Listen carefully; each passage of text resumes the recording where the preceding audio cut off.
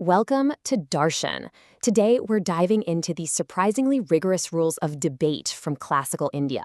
We're going to uncover a really sophisticated system for how to build the perfect argument, and maybe just as important, how to spot a flawed one. So let's get into it. So let me ask you, what actually makes for a good argument? I mean, is it just about who's the loudest or who's the most clever? Or is there, some kind of blueprint for proving a point logically? It's a question we all think about.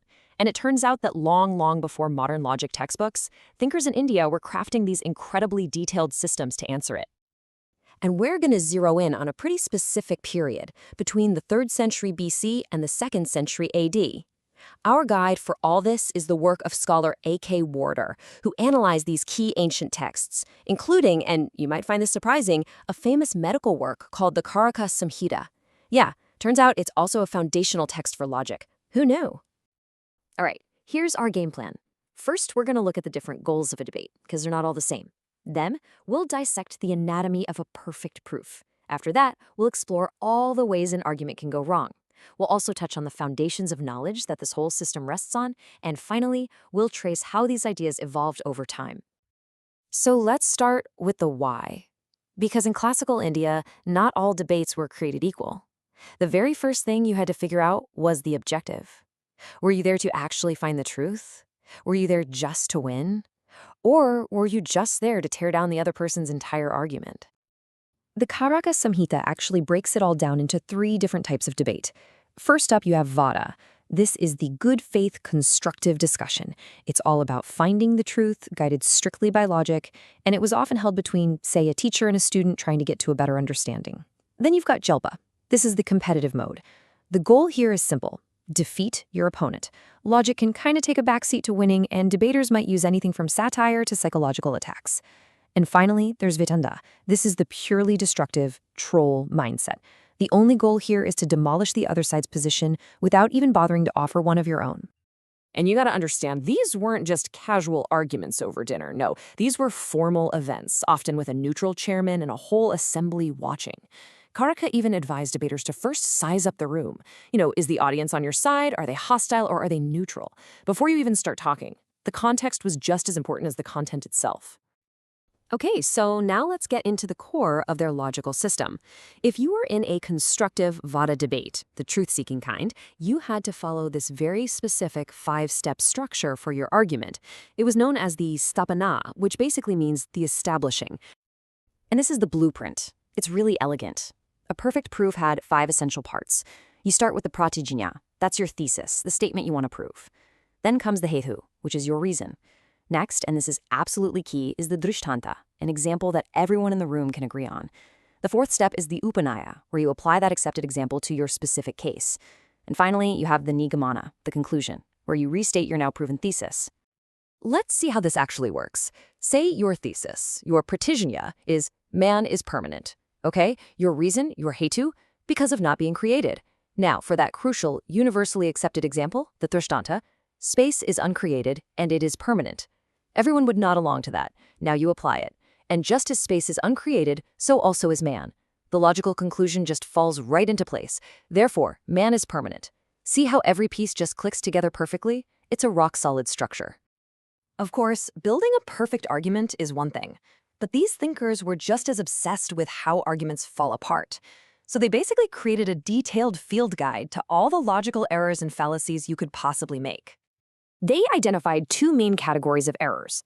The first set, called dushanas, are basically faults in how you present your argument. Think of these as technical fouls. You could be called out for deficiency, meaning you just skipped one of the 5 steps, or for redundancy, adding a bunch of irrelevant fluff. You could use meaningless jargon, present your steps all out of order, or even contradict your own example. So even if your core logic might be okay, your argument fails because the presentation is just sloppy. Now, the second set of errors, the acatus, or false reasons, goes much deeper. This isn't about your presentation. These are fundamental flaws in the heart of your logic. This is where your core reasoning is actually broken.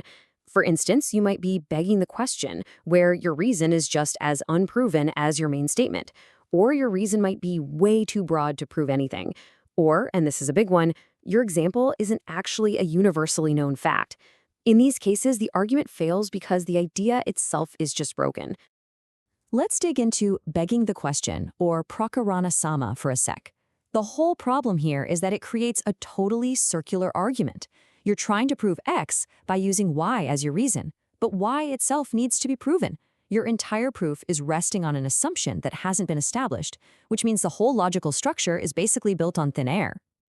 So, this brings us to a really fundamental question. If your reasons and your examples have to be solid, where does that solid knowledge even come from?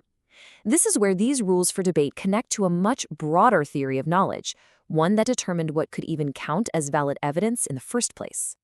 According to Karaka, there were 4 valid ways you could acquire knowledge. These are called the pramanas. The most basic one is sensation, just direct perception, what you see and hear. Then there's inference, like seeing smoke on a hill and logically inferring that there must be a fire. Third is authority, which means testimony from a reliable, trustworthy expert. And finally, there's judgment, which is all about looking at a bunch of different factors and estimating the probabilities.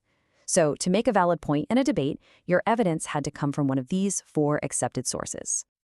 Now, a system this incredibly detailed didn't just appear fully formed overnight. No way. These ideas were developed and sharpened over several centuries, becoming more and more specialized as thinkers got increasingly obsessed with logical precision. This timeline gives us a really clear picture of how it all happened. The seeds were planted in early Buddhist texts way back in the 3rd century BC. Then, around 100 AD, texts like the Karaka Samhita came along and formalized these core concepts, like the 5-step proof. And all of this culminated in the Nyaya Sutra, a century or so later, which compiled everything and turned logic and debate into its own full-blown, specialized school of philosophy. And it didn't stop there. The system just got more and more granular over time.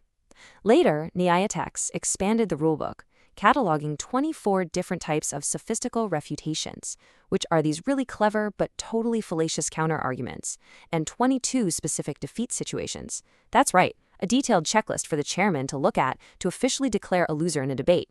It was basically the ultimate manual for intellectual combat. But even with all this expansion, that original 5-step proof we looked at, it remained the absolute bedrock of the whole system. It was so central, in fact, that it became the signature method, or Nyaya, of the entire school. It's actually what gave the Nyaya school of logic its name. And this brings us right back to today. Looking at this ancient framework, it kind of leaves us with a pretty provocative question for our own time. When we argue, whether it's on social media, in public, or just with our friends, what's our real goal? Are we engaging in Vada, that collaborative search for the truth? Or have we mostly just settled for Jalpa, where the only thing that really matters is winning the argument? It's something to think about.